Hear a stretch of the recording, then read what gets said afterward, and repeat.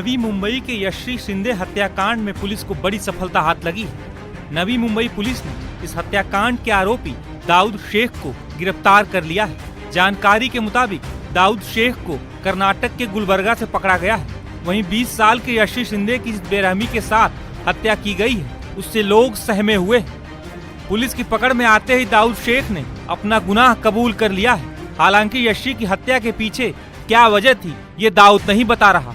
जानकारी के मुताबिक दाऊद शेख और यश्वी शिंदे कुछ दिनों से एक दूसरे के संपर्क में थे।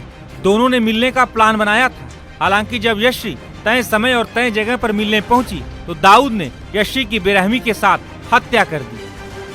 इसमें जो मयद है और जो एक्यूज सामने आए हैं, दोनों एक दूसरे को पहचानते थे और जो प्रिलिमिनरी इन्वेस्टिगेशन जो हुआ है उसके आधार पर मैं ये कह पाऊंगा कि वो दोनों एक जगह मिलना चाहते थे और उसमें फिर कुछ बातचीत हुई और उसके बाद ये घटना घटी है। सर, आरोपी के ऊपर पोक्सो का केस दर्ज था इसके पहले, क्या वो उसने रिवेंज लिया है? ये इनिशियल जांच में कुछ इस तरह से आया? नहीं, प्राथमिक तपास में ऐसा कुछ दिख नहीं रहा है। सर, लेकिन क्या फर्स्ट टाइम में मुलाकात थी? सीडीआर में उनके कंटीन्यूअस बातचीत या चैटिंग की बात सामने आ रही है, तो कंटीन्यूअस कांटेक्ट में थे, फ्रेंडशिप थी कोई? क्योंकि पास्ट में किसी परिवार की तरफ से पोस्को का एफआईआर दर्ज कराया गया। कांटेक्ट में हैं, पर उस कांटेक्ट में काफ़ी लोग हैं, मतलब अभी दोस्त हैं, तो बोल नहीं पाएंगे कि एक्चुअली उनका इंटेंशन क्या था, पर इंट्रोगेशन में समझेगा हमें। सर, पीड़िता का चेहरा बुरी तरह से खराब मिला था। अब जब पीड़िता का शव मिला था, क्या इसमें नजर आ रहा है, क्या आरोपी का ये किया धरा है उसकी आइडेंटिटी छुपाने के लिए या फिर किसी और वजह से पीड़िता का चेहरा इस तरह से? नहीं, जो अब तक इन्वेस्टिगेशन सामने आया है, हमें जो पीएम करने जो डॉक्टर हैं उनसे भी हमने बातचीत की है आयो ने, तो जो मेन कॉज ऑफ डेथ है वो है स्टैबिंग। और जो चेहरे की बात आप कर रहे हैं, हमें शंका है कि वो हो सकता है कि जंगली जो प्राणी होते हैं, जो वो कुत्ते वगैरह होते हैं, तो होने की संभावना है। वो पीएम रिपोर्ट आने के बाद आज वो क्लियर हो पाएगा। हालांकि यश्वी शिंदे को वहां पहुंचते ही खतरे का अंदेशा हो गया था, इसीलिए उसने पैनिक में अपनी एक सहेली को फोन किया और उससे बचाने की गुहार लगाई थी।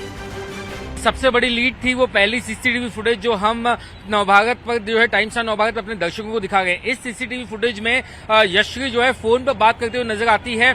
2:14 पर शायद ये वही आखिरी कॉल था जिसे पुलिस ने पैनिक कॉल बताया। इसमें यश्वी अपनी एक सहेली को फोन लगाती है। शायद उसके पास ज्यादा वक्त नहीं था, इसीलिए जो लास्ट डायल नंबर था, यश्वी ने पैनिक में वही लास्ट डायल नंबर कॉल किया जो कि उसके परिवार का नहीं था, उसकी सहेली का था। उससे उसको इतना कहा कि मुझे बचाओ, मैं तकलीफ में हूँ, ये बोल करके उसने फोन कट कर दिया। और उसी के 8 मिनट बाद उसके पीछे पीछे दाऊद शेख जो है वो उसका पीछा करते हुए नजर आता है। ये जानकारी जो है ऋतिका गायकवाड़ नाम की जो सहेली है वो परिवार को देती है कि यश्वी का पैनिक कॉल आया था। इसके बाद परिवार जो है पुलिस के पास दौड़ता है, लेकिन जब तक पुलिस इस बारे में जांच करती तब तक यश्वी का फोन जो है वो बंद हो जाता है। और जहां की ये सीसीटीवी फुटेज है वहां से महज 50 से 100 मीटर आगे ही 48 घंटे बाद यश्वी की लाश मिलती है। यानी पुलिस को इस बात का अंदेशा है कि जो ये सीसीटीवी फुटेज 2:22 की है, तो हो सकता है कि तकरीबन 2:30 बजे के आसपास ही हत्या को अंजाम दिया गया और लाश को जो है एक झाड़ियों के पास, कचरे के पास फेंका गया और उसके बाद में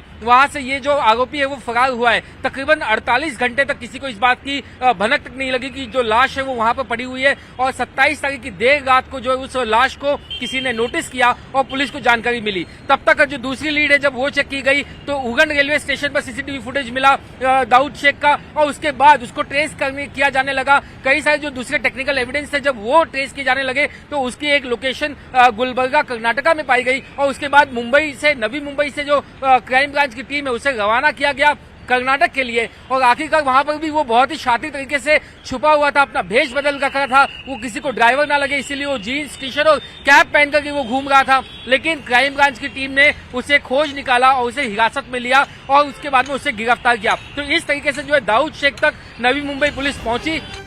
यश्वी शिंदे की जिस जगह से लाश मिली है वहां भी टाइम्स नाउ भारत के संवाददाता पहुंचे। 20 साल की यशस्वी शिंदे की हत्या ने पूरे शहर को हिला करके रख दिया है। जिस तरीके से, जितनी निर्मम तरीके से उसकी हत्या की गई, इससे किसी की भी रूह कांप उठेगी। मैं इस वक्त नवी मुंबई के उगन में उसी स्पॉट पर मौजूद हूं जहां पर यशस्वी शिंदे की लाश मिली। ये लाश 27 तारीख को देर रात मिली। शरीर जो है वो पूरी तरीके से यहाँ पर एकदम विभत्स घटना को अंजाम देने के बाद यहाँ पड़ा हुआ था। उसका जो चेहरा है वो कोई पहचान न सके, इसलिए उसके चेहरे को पत्थर से कुचल दिया गया था। यहाँ तक कि उसके पेट और पीठ पर किसी धारदार हथियार से जख्म के निशान थे। उसके प्राइवेट पार्ट्स पर भी चाकू या किसी धारदार हथियार के निशान थे। इस तरीके से जो है बड़ी ही निर्मम तरीके से उसको मौत के घाट उतारा गया। आखिर कोई इतना हैवान कैसे हो सकता है, यही सवाल सबके मन में है।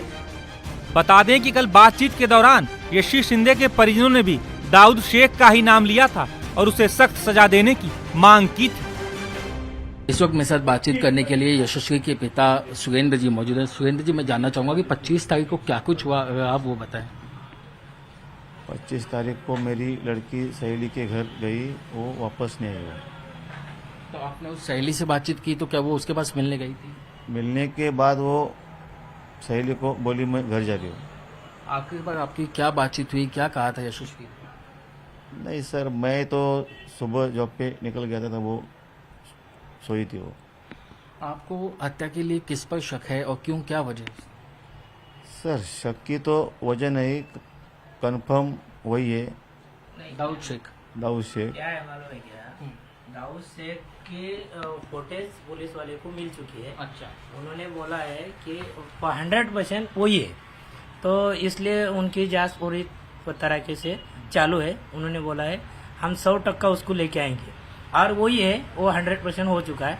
अभी आप जो भी आ रहा है वो उसी बात के बाद। दाऊद ने इससे पहले भी कभी छेड़खानी की थी? छेड़खानी दाऊद ने इससे पहले भी कभी? सर वो 2019 की बात मैं आपको बताया। माता जी, मैं आपसे सिर्फ जानना चाहूंगा कोई ऐसी